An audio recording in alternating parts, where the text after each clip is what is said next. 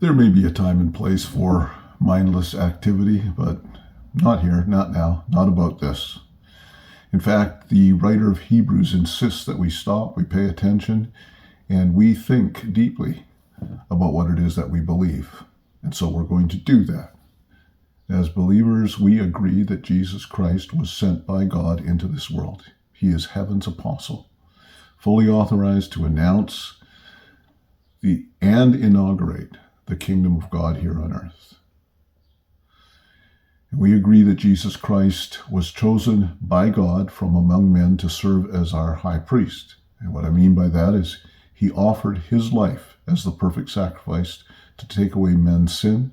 And then he rose from the dead, ascended into heaven, and he sits there to advocate for us and to lead us into heaven's glory, into our eternal inheritance. So he is both the apostle and the high priest of our faith.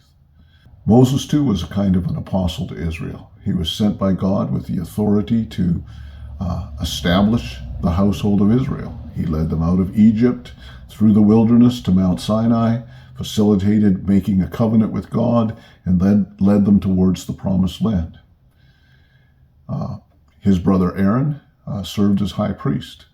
Moses was the most highly revered of them, though. And like Jesus, he was faithful in God's house, serving among God's people. But that's where the comparison ends. And when I say house, I'm not talking about a physical building. I'm talking about a dynasty, a lineage, like is what is meant by the house of David. But Hebrews does not leave us in kind of this comparison between Moses and Jesus. And it doesn't leave us guessing about which one is superior.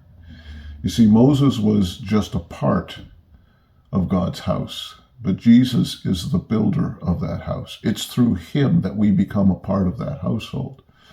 Moses' ministry pointed towards a future hope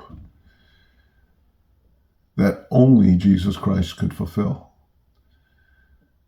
Moses was highly esteemed, as we said, as a servant, but Jesus Christ is God's son, and he is the one that God has placed in charge of his house.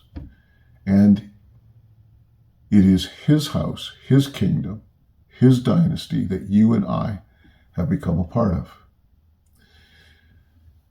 So don't leave your brain at the door when you think about what you believe. Start thinking, really thinking about Jesus, God's Son, and what this all means. And I can guarantee that you haven't scratched the surface yet. Focus your faith and your hope in him. Don't let the pressures around you weaken the conviction that's within you.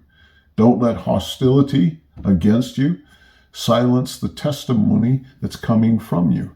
Hold on to it with courage, okay, right to the end. And don't let all of the activities, okay, and emphasis that are going on under the umbrella of Christianity distract you from this one focus. Focus your eyes on Jesus. That's going to become more and more important to you, and you're going to understand it more and more as we continue to journey through this book together.